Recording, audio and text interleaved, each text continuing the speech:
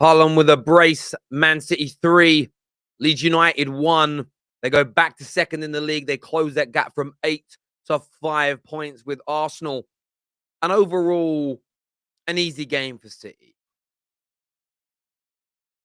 Leeds defended well at times. You can't deny that. They started the game well. They were very compact. They were hard to break down.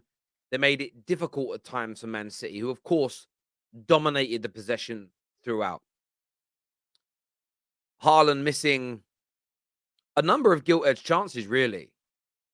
Mailer in goal, pulling off some brilliant saves, including in the opening 30 seconds. And you started to get a feeling of maybe there could be some kind of upset. Jack Grealish in that first half, in the right positions, playing the right way, but missing, in my opinion, 3 gilt-edge sitters. And you start to think, could Leeds give Arsenal this huge boost that they're looking for? And then Rodri puts that to bed at the end of the first half. The worst time to concede a goal from Leeds' point of view. There is no worse time, probably barring it being 0-0 and conceding in the dying seconds. One of the worst times, at the very least, to concede a goal. Very soon after the restart, Haaland steps up, gets his first goal of the game, goal number 19 in the Premier League. A few moments later, goal number 20 for Haaland, goal number 3 for City, and that was all she wrote. Now, Pascal Strode gave Leeds some hope in the 73rd minute, but for all intents and purposes, they were never, ever going to come back in this game. And although Leeds had some half chances and a few opportunities missed towards the end, so did Man City, really. Haaland should have stepped up and got a hat trick. But it was a game that City had to win, not just because Arsenal was sitting 8 points clear at kickoff. They had to bounce back after what was a terrible defeat to Brentford in the last game before the World Cup break. It was very important for Pep Guardiola's men to respond. It was important for them to kind of lay down a marker and say, we ain't going anywhere. Yes, you might be in front of us, Arsenal, but we're coming for you. They had to let Arsenal know they were still there.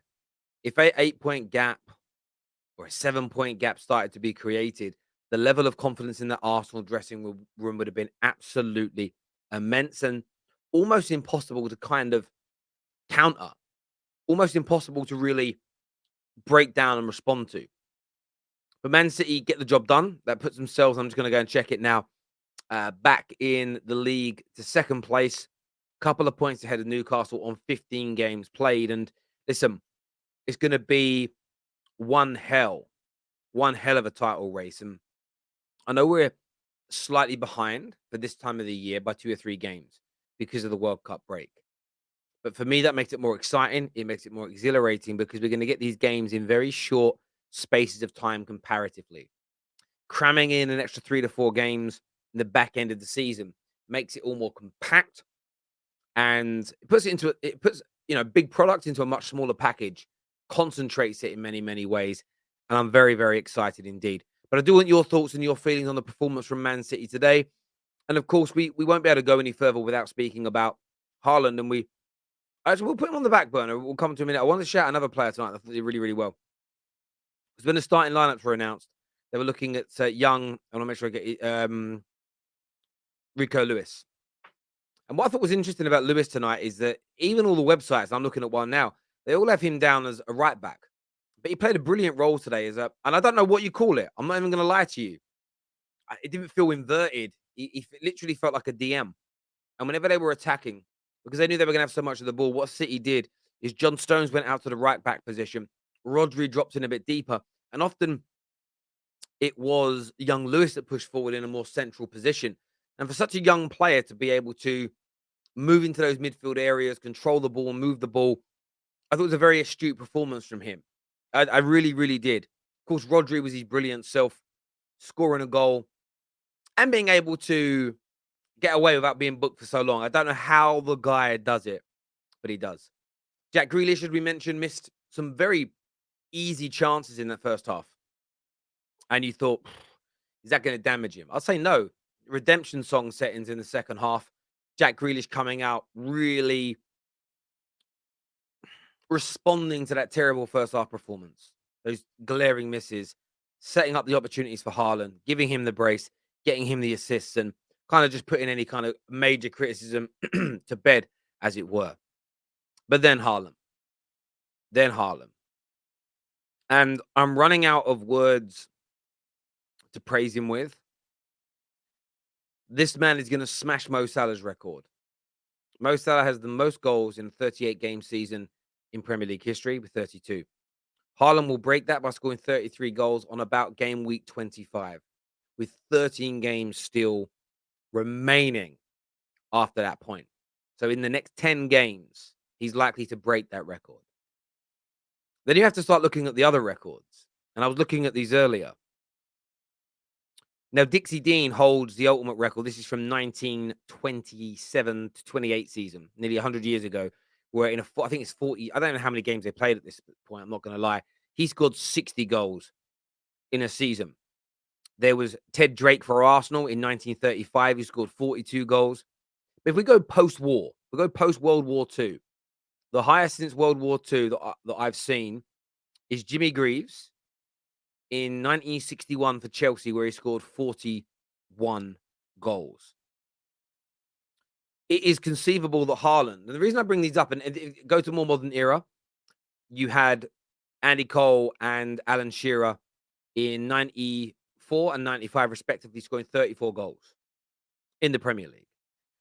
But of course, that was in a 42 game season. But I think Haaland in a shorter space of time could beat all those records, probably barring Dixie Dean's. Haaland is tracking. If you look at his goals per game, and it hasn't slowed down yet, 15 games in, Haaland is tracking towards scoring 49 goals this season. 49 goals. It's league goals only. Forget Champions League and the domestic cups. In the league alone, he's tracking towards 49 goals.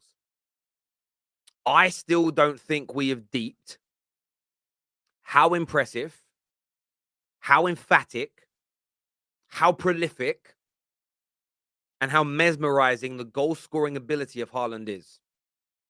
Some will claim that he is just a tap-in merchant. But if being a tap-in merchant was so simplistic and easy as many haters online make it sound, why aren't other people scoring at this rate? Why weren't the other great goal scorers not scoring at a rate of 1.3 goals per game at any point? Barring Dixie Dean, nearly 100 years ago, nobody was scoring at that rate. What Haaland is doing is unprecedented in our times, never seen in the Premier League era before, and the man is showing no signs of slowing down. Barring injury, we are witnessing not just a new record, but we are witnessing groundbreaking history that may never, ever be matched, and most certainly will not be beaten by anybody else other than Haaland.